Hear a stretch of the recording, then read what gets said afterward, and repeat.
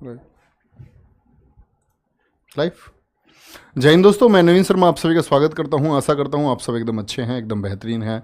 एक बार सारे प्यारे दोस्त बताएंगे आप सब कैसे हैं। और प्यारे बच्चे, आप सब जानते हैं हम लोग MS वर्ड पढ़ चुके हैं पिछले क्लासेस में, और आज हम एक नई क्लास की तरफ बढ़ रहे हैं और हमारा लास्ट चैप्टर होगा। चैप्टर का नाम होगा आपका MS एक्सेल।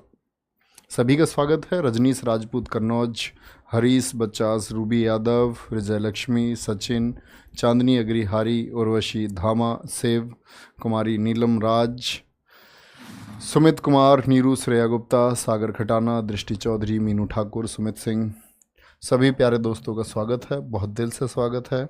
और नया चैप्टर प्यारे दोस्त हम शुरू करने वाले हैं। क्या नाम है? MS Excel. तो बहुत अच्छे से नोट्स बनाएंगे आप। अब ये है कि आप लोगों ने MS वर्ड के बारे में अगर पढ़ लिया है और अच्छे से आपको नोट्स तैयार हैं तो आपको एक्सेल में बहुत सारी चीज़ों में परेशानी नहीं आएगी, क्योंकि दोनों लगभग एक जैसे हैं। चलो भाई, बहुत बढ़िया। मुझे लगता है बोर्ड हैंग हो गया है भैया। आप कहेंगे भैया रोज़ बोर्ड हैंग होते हैं, तुम्हारे कंप्यूटर की क्लास में ही होते हैं। देखो, तो शुरू करेंगे प्यारे बच्चे क्लास को। तो आप लिखेंगे, सबसे पहले तो मैं आपको बता ही चुका MS एक्सेल में क्या होता है। लिखना MS एक्सेल, MS एक्सेल के प्रयोग या uses of MS Excel. MS Excel को प्रयोग हम कहाँ करते हैं? मैंने आपको पिछली ही क्लास में बताया था भैया कि MS एक्सेल का प्रयोग जो हम करते हैं कैलकुलेशंस में करते हैं। कहाँ करते हैं? जो मैथमेटिकल कैलकुलेशन होती हैं उनमें हम इस्तेमाल करते हैं। किसका? MS एक्सेल का। ठीक है, तो ध्यान से लिखना। नंबर 1, MS एक्सेल के प्रयोग डेटा बेस तैयार करने में। कोई किसी प्रकार का आपको डेटा तैयार करना है, डेटा बेस तैयार करने में, डेटाबेस तैयार करने में MS वर्ड का प्रयोग होता है, सॉरी MS एक्सेल का। डेटाबेस कैसे? जैसे आपने बना लिया कुछ कि भैया आपके बिस्किट आप खरीद के लाए थे। लिखना मत ये, बिस्किट पर आपके 25 रुपये खर्च हो गए। आप नमकीन खरीद के लेकर के आए थे, उस पर इतने रुपए खर्च हो गए। कोई भी डेटा आप तैयार कर रहे हैं, या बहुत सारे बार आपने देखा होगा ऐसे सीरियल नंबर बनाया 1 2 3 4, और फिर स्टूडेंट का नाम लिख दिया, स्टूडेंट का नाम लिख दिया नवीन, और फिर उसकी कितनी, जैसे आपकी अटेंडेंस लगती थी, अटेंडेंस लगती थी आपकी स्कूल में, ऊपर डेट डाल दी 1 2 3, और फिर कॉलम डाल दिए कि ये प्रेजेंट था 1 तारीख को या एब्सेंट था, तो एब्सेंट के लिए A लिख देगा। 2 तारीख को मैं प्रेजेंट था तो मेरे टीचर क्या लिख देंगे मेरे लिए प्रेजेंट लिख देंगे। फिर प्रेजेंट, यानी कोई भी डेटा तैयार करना है। क्या बोलेंगे? कोई भी डेटा तैयार करना है, कोई भी डेटाबेस तैयार करना है, उसके लिए किसका इस्तेमाल होता है? आप लोग कहेंगे भैया जी एक्सेल का इस्तेमाल उसके लिए होता है। किसका? एक्सेल का इस्तेमाल होता है। तो हम कह सकते हैं डेटा को ऑर्गेनाइज करने में, डेटा ऑर्गेनाइज करने में, डेटा ऑर्गेनाइज करने में, डेटा ऑर्गेनाइज करने में किसका इस्तेमाल होता है आपका? वो होता है आपका, प्यारे दोस्त क्या बोलेंगे? डेटा ऑर्गेनाइज करने में किसका इस्तेमाल होता है? तो आप कहेंगे MS एक्सेल का प्रयोग भैया होता है। डेटा को आप सेव करके रख सकते हैं, आप 6 महीने बाद चेक कर सकते हैं अपना दूध का हिसाब। डेटा को स्टोर करने में, कोई डेटा आपने बनाया उसको स्टोर कर सकते हैं हम, डेटा को स्टोर करने में। और एक होता है डेटा एंट्री कर रहे हैं आप।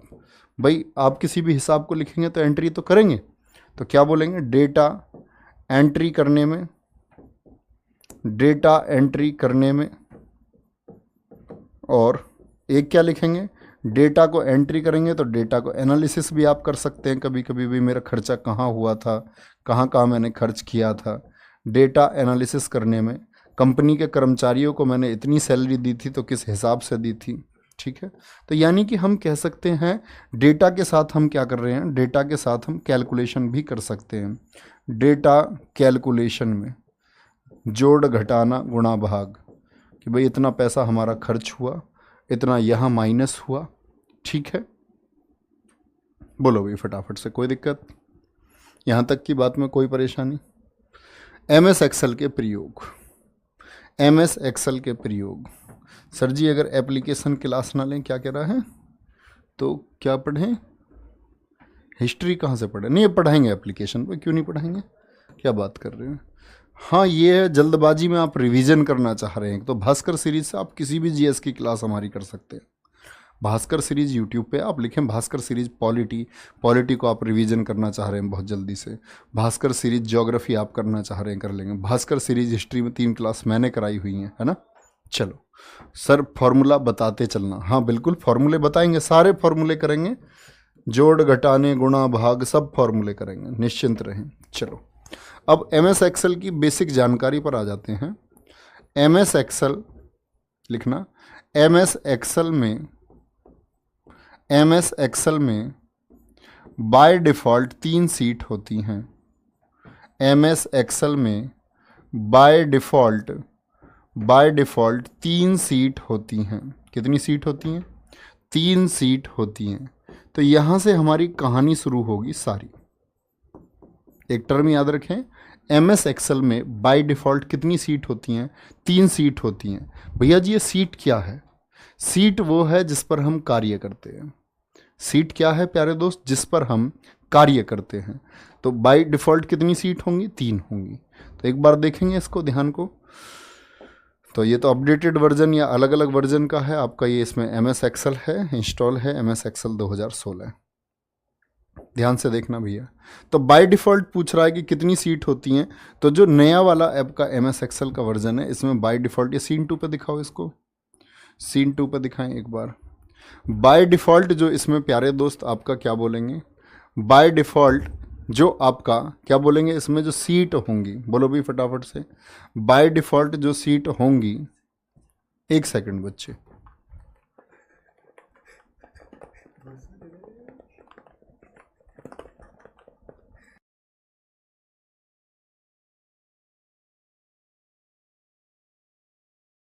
एक्सेल में जो बाय डिफ़ॉल्ट सीट होती है, ये सीन 2 पर दिखाओ।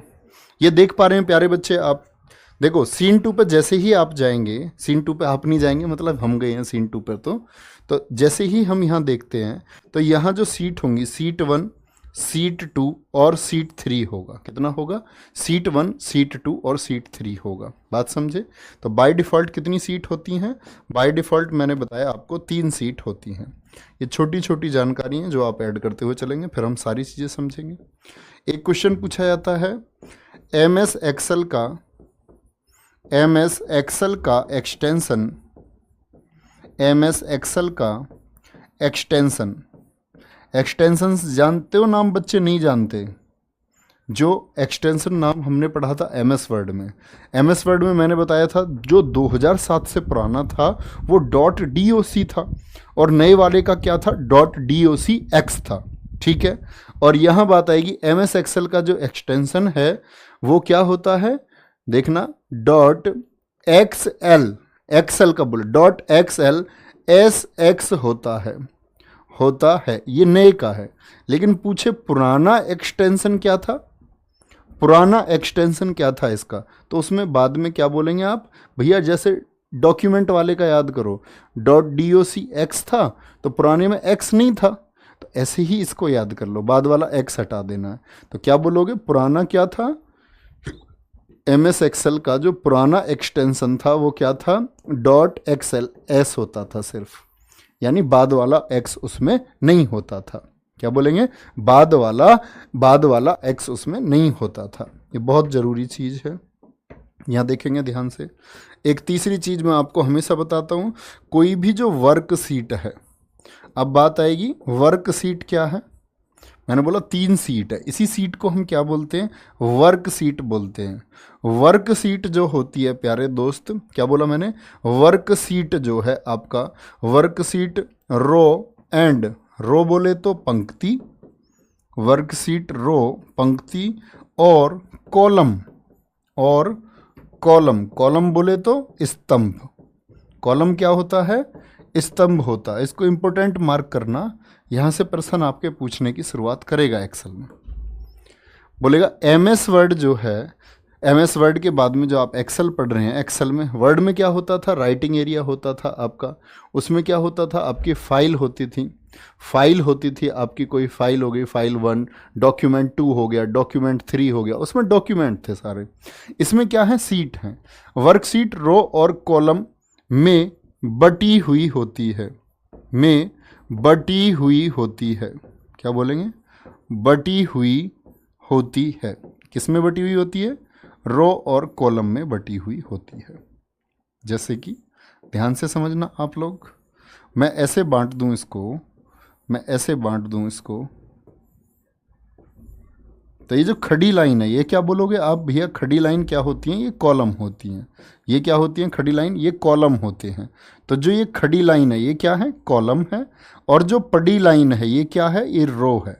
रो बोले तो पंक्ति है। ये बात तो जानते हो।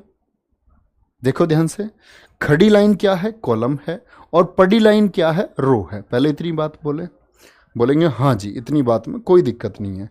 तो अब हम ध्यान से देखते हैं इसको। सीट 2 पे दिखाना भैया।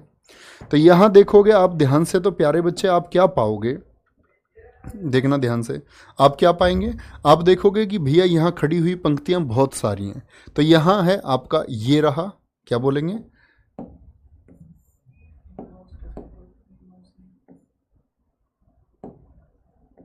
ये देखो, ये क्या है आपका? ये जो लाइन है ये खड़ी हुई लाइन है। क्या बोलोगे? ये खड़ी हुई लाइन है हमारी। क्या है? खड़ी लाइन। और ये वाली क्या है बच्चे? ये वाली क्या है? ये पड़ी हुई लाइन है। ये क्या है? पड़ी हुई लाइन है। क्या है ये? पड़ी हुई लाइन है। यहां तक कोई दिक्कत? तो खड़ी लाइन को क्या बोलेंगे? आप बोलेंगे हमेशा कॉलम। और पड़ी हुई लाइन को क्या बोलेंगे? ये पहली पड़ी हुई लाइन है। सबसे ऊपर कौन सी है? ये नंबर 1। देखो आपको इधर दिख रहा होगा नंबर 1, फिर नंबर 2 लिखा हुआ है, फिर नंबर 3 लिखा हुआ है, फिर नंबर 4 लिखा हुआ है, फिर नंबर 5 लिखा हुआ है। तो ये खड़ी हुई लाइनें हैं। इसका कीबोर्ड लेकर के आना, इसको विंडो से वो करके दिखाओ, थोड़ा जूम इसमें लगा दो। चलो मैं कर लूँगा, इसमें लगा दो।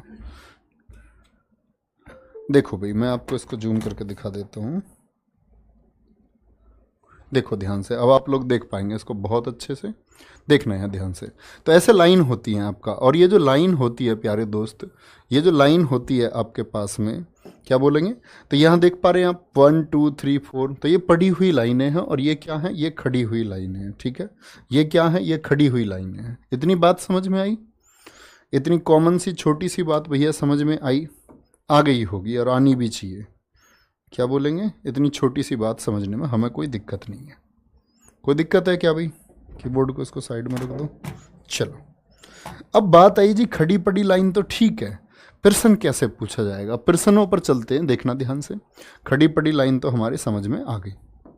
जो आपका एक्सेल है, एक्सेल है, एक्सेल से पहला क्वेश्चन पूछता है आप लोगों से, लिखना एक्सेल में, लिखना आपका एक्सेल में कॉलम की अधिकतम संख्या।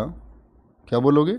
एक्सेल में जो कॉलम होते हैं, यानी जो खड़ी पंक्तियां हैं, एक्सेल में कॉलम की अधिकतम संख्या जो होगी, अधिकतम संख्या, कितने कॉलम होते हैं? अधिकतम संख्या, एक्सेल की अधिकतम संख्या क्या होगी? तो अधिकतम संख्या को हम बोलेंगे 16,384। 16,384 या XFD कह करके हम इसको रिप्रेजेंट करेंगे। क्या करेंगे? 16,384 या XFD। अभी समझाऊंगा मैं तुम्हें क्या होता है, XFD क्या है। एक्सेल में ऐसे ही पूछेगा आपसे, जो रो होंगी, जो पंक्तियां होंगी। देखो मिनिमम पूछे तो मिनिमम तो 1 होगी हमेशा, कम से कम 1 होगी। ठीक है, एक्सेल में रो यानी कि पंक्ति जो होती हैं, जो पंक्ति होती हैं, पंक्ति की जो अधिकतम संख्या होगी, पंक्ति की जो अधिकतम संख्या होगी वो कितनी होगी? अगर हम पंक्ति की अधिकतम संख्या पूछें तो याद रख लेना, अधिकतम संख्या होती है 10,48,576। कितनी? 10,48,576। कॉमन सी बात। चलो जी, अब बात आती है यहाँ एक छोटी सी चीज़, तीसरा पॉइंट जो हमारे समझने का है। लिखना कॉलम और रो का मिलान बिंदु, कॉलम और जो आपकी रो है यानी कि पंक्ति, कॉलम को बोलते हैं भैया स्तंभ, कॉलम को क्या बोलते हैं? स्तंभ बोले, स्तंभ। और पंक्ति, पंक्ति को क्या बोलते हैं? रो। का जो मिलान बिंदु होगा, का मिलान बिंदु सेल कहलाता है। मिलान बिंदु, मिलान बिंदु क्या कहलाएगा? सेल कहलाता है। मिलान बिंदु को क्या बोलेंगे? मिलान बिंदु सेल कहलाता है। 3 चीज़ें हमने पढ़ी, तीनों चीज़ों को देखेंगे एक बार प्रैक्टिकल करके। तीनों चीज़ें क्या हैं?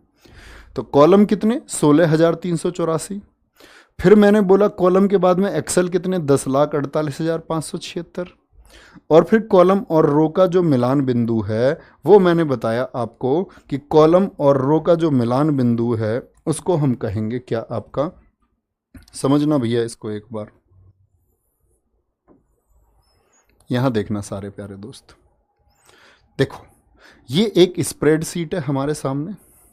ये क्या है? एक स्प्रेडशीट है। देखो भाई पहले ध्यान से, मैं पहले एक बार माउस पे सेलेक्ट कर लेता हूं क्योंकि फिर माउस नहीं आएगा।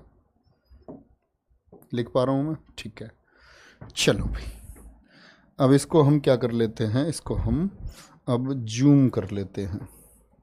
देखना भाई ध्यान से, भैया एक बार देखना इसको।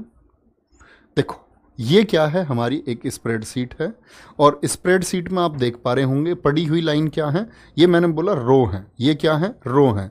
और जो हमारी खड़ी हुई लाइन है, तो मैं अगर बोलूं कि ये तो हुई भैया एक खड़ी लाइन और ये हुई एक पड़ी लाइन, भी खड़ी भी यही है और पड़ी भी यही है, इसको मैंने इंटरसेक्ट कर दिया तो ये क्या कहलाएगा? एक सेल कहलाएगा। क्या कहलाएगा? ये एक सेल कहलाएगा। जैसे मैं देखूं भैया पड़ी हुई लाइन ये ऐसे चल रही है, पड़ी हुई लाइन ये ऐसे चल रही है मेरी, ऐसे चल रही है नहीं, ये क्या है? मेरी रो है। रो कौन से नंबर की रो है? कमेंट सेक्शन में बताइए। ये तीसरी रो है।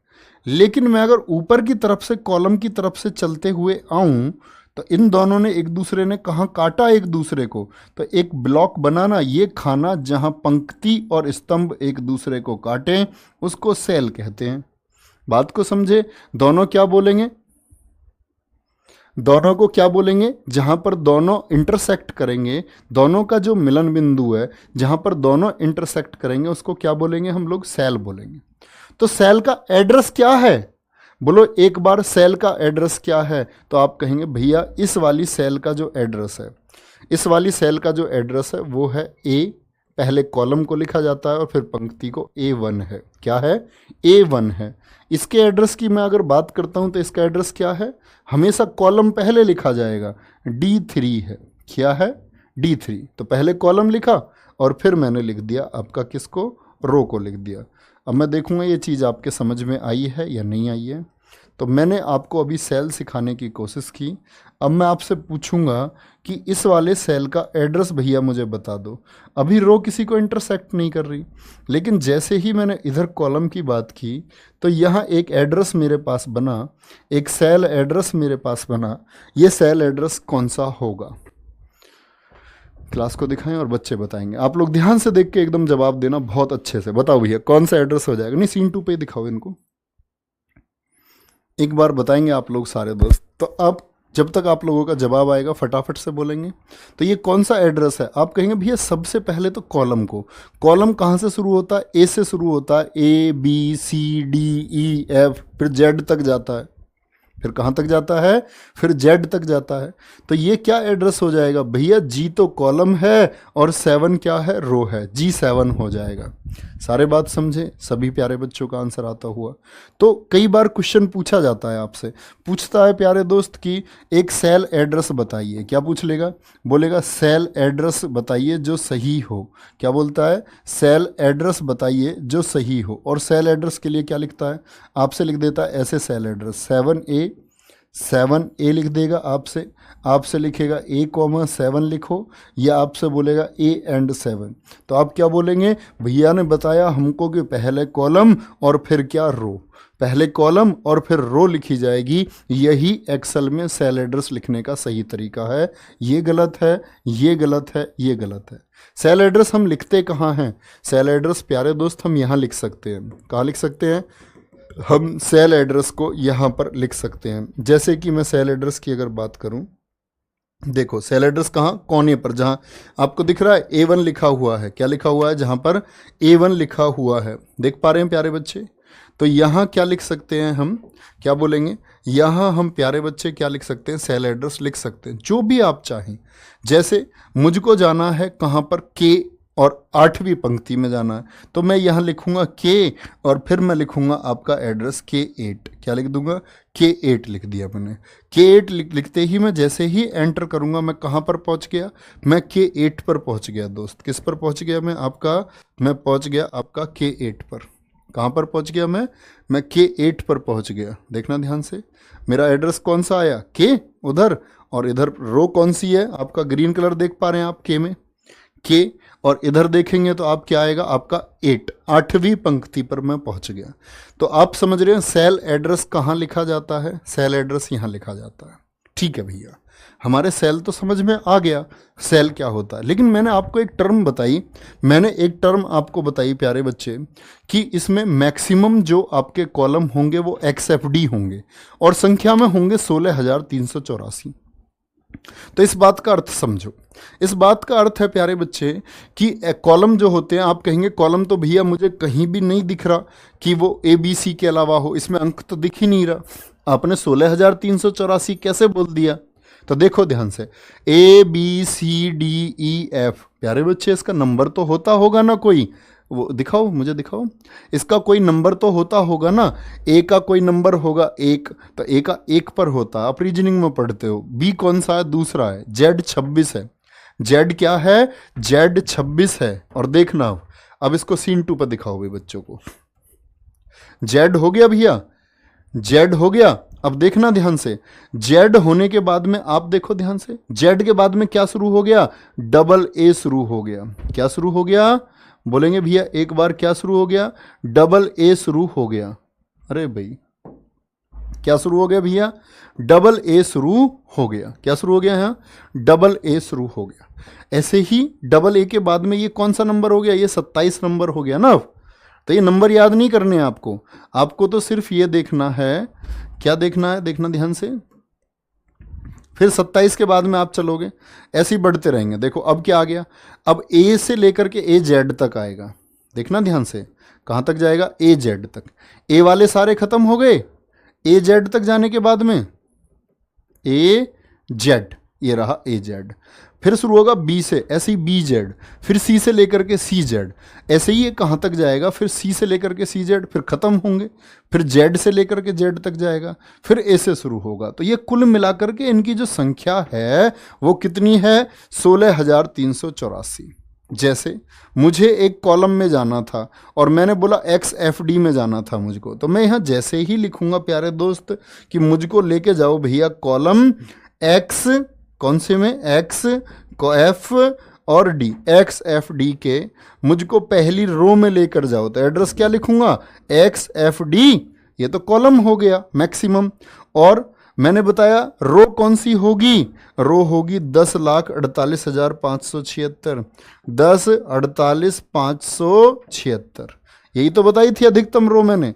अब चलते हैं इस पर, तो ये एंड पॉइंट आ जाएगा प्यारे बच्चे। क्या आ जाएगा? ये XFD। XFD क्या आ गया? ये भैया जी एंड पॉइंट आ गया। क्या आ गया? ये देखना ध्यान से, क्या आ गया? ये एड्रेस देख रहे हो कोने पर? मैक्सिमम XFD, ये देखो 10,48,566, 565, तो नीचे को बढ़ रहे हैं, 560, 561, ऐसी एंड कहाँ हुआ होगा? पंक्ति बोलो भी फटाफट से, पंक्ति कहाँ जाएगी? क्या बोलेंगे? पंक्ति जाएगी 10,48,576 पर। ये चल रहे देखो XEP, ऐसे ही चलते रहेंगे भैया, और XEU फिर चलते रहे भैया। हम कहाँ जाएंगे? XFD, इससे पिछला XFC। देखो भाई ध्यान से, देख रहे हो भाई? नहीं देख रहे हो? ये देखो पंक्ति कौन सी आ गई? ये एंड वाली आ गई। और ये एंड के बाद में ना तो इधर कुछ होगा ना इधर कुछ होगा, ना तो इधर कुछ होगा ना इधर कुछ होगा, यानी ये लास्ट पॉइंट है आपका। ये क्या है? ये ग्रीन कलर वाला लास्ट पॉइंट है। 10,48,576 इधर क्या है आपका? इधर क्या है प्यारे बच्चे? ये रो है। और इधर XFD क्या है? ये लास्ट कॉलम है। तो इंटरसेक्ट क्या बना इनका लास्ट में? इधर आपका क्या बन गया? इंटरसेक्शन क्या बन गया इनका? लास्ट वाला सेल बन गया। तो सबसे लास्ट वाला कौन सा होता है? सबसे लास्ट वाला कौन सा होता है प्यारे बच्चे? XFD तो होता है आपका कॉलम, XFD तो होता है कॉलम। ठीक है, चलो भाई बोलो भाई फटाफट से। हमेशा ये देखो, अब अगली बात पर आए। अब आपने यहाँ से एक बात सीखी, एक बात सीखी। मैं एक एड्रेस लिख लेता हूँ इसमें, A1 एक एड्रेस लिख लिया हमने। और एक एड्रेस लिख के प्यारे बच्चे मैं आपको दिखाऊं अगर यहाँ, तो क्या बोलेंगे इसको? तो सारे के सारे कॉलम एड्रेस कैपिटल में होते हैं। सारे कॉलम एड्रेस क्या होता है? सारे नवीन सर MS एक्सेल में फाइल नेम में कितने कैरेक्टर होते हैं? प्यारे बच्चे उसकी बात बताऊंगा मैं आपको, 31 कैरेक्टर होते हैं। वो अभी बात नहीं करेंगे। क्रम से आप क्वेश्चन मत पूछो, आप अपने नोट्स देख के पुराने क्वेश्चन पूछते रहते हो। आप खुद को फिर ऐसा समझते अब नाम लिया जाएगा अच्छे बच्चे का, है? चुप पढ़ लो, चुप, एकदम चुप। तो मैंने बोला ये बात समझ में आई क्या कॉलम होता है? थम्स अप करके बताएं एक बार। एक्सेल में पंक्ति इतनी होती है, बात समझ में आई। एक कॉलम का पंक्ति का जब मिलान बिंदु होता है सेल होता है, सेल होता है। और अब अगली बात क्या बताई थी मैंने आपको?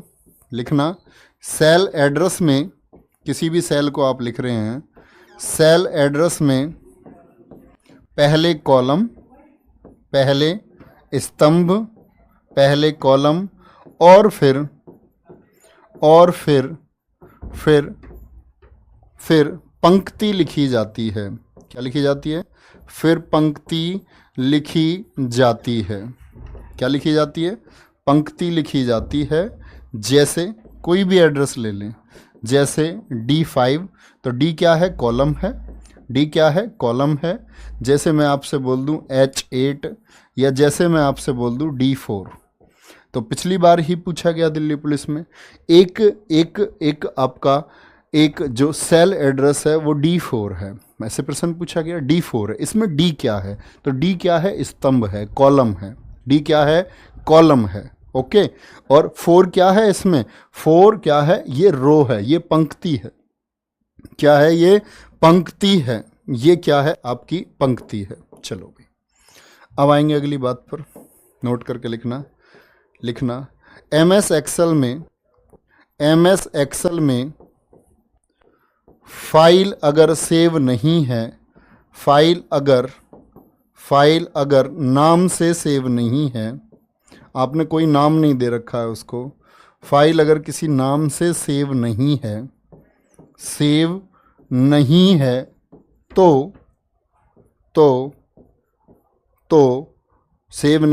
तो बाय डिफ़ॉल्ट, मतलब खुद किस नाम से होगी, तो बाय डिफ़ॉल्ट क्या बोलते हैं उसको? बुक वन, या इसी को हम बोलते हैं वर्कबुक वन के नाम से होगी, के नाम से होगी। ठीक है, यहाँ तक की बात में कोई दिक्कत? चलो सर जी, पुराने MS एक्सेल में कितने रो कॉलम होते थे? मैं बताता आगे, अभी मैं बताता। ये लो, लिख लो इसको भी। देखो भाई, ये भी लिख लो, यही लिख लो तो अभी ठीक ही रहेगा। MS एक्सेल 2013 में, यानी पुराना नाम बोलते हैं इसको, पुराने में जो कॉलम थे यानी जो खड़ी पंक्तियाँ थी, कॉलम होते थे इसमें 256, और जो रो थी, जो पंक्तियाँ होती थीं, वो थी 65,536। क्या बोलोगे? 65,536 थी। ठीक है, अभी इनकी संख्या बढ़ गई है। तो क्या बोलेंगे? वर्कबुक के नाम से सेव होती है। जैसे हम गए भैया, हमने फाइल में जा कर के एक नई फाइल खोली। क्या खोली? एक नई फाइल खोली, तो ऊपर क्या आया? बुक 2। बुक 1 पहली थी हमारी, जिस पे हम पहले काम कर रहे थे। अभी क्या आ गई है? ये बुक 2 आ गई है। देखो, सबसे ऊपर नाम आता है। सबसे ऊपर कौन सा बार मैंने आपको बताया था? देखो ध्यान से, पुराने वाले को भी देखो, ऊपर कोने पे बुक 1 आ रहा है, जैसे यहाँ आ रहा है 2। यहाँ दिख रही है ये मेरी उंगली आपको? ये उंगली तो नहीं दिख रही होगी आपको। देखो ये जो हिल रहा है, ये देखो, ये देखो, ये दिख रहा है आपको 2, बुक 2 है ना। और साथ में यहाँ वाला ये बुक 2। और प्यारे बच्चे, अगर आप वहाँ देखेंगे ऊपर कोने पर इधर, तो ये पुरानी वाली थी हमारी बुक 1। तो मैंने क्योंकि इसको अभी कोई नाम नहीं दिया है, मैंने इसको कोई अभी नाम नहीं दिया है, तो इसीलिए नाम क्या रहा? Book 1, book 2। तीसरी खोलूँगा तो बुक 3 नाम से खुलेगी। समझ रहे हैं? बुक 3 नाम से फिर खुलेगी। चलो भाई, तो इसको क्या बोलेंगे हम लोग? बुक 3 नाम से फिर खुल जाएगी आपका, तो उस टेंशन को अभी छोड़ते हैं। नाम देंगे तो नाम से खुलेगी, कोई भी नाम। आगे बात करेंगे इसकी क्या इसका महत्व है। चलो भाई आगे आएंगे। अब अगली बात आती है, अगला प्रश्न आता है MS एक्सेल, जो 2013 बता दिया मैंने तुम्हें। MS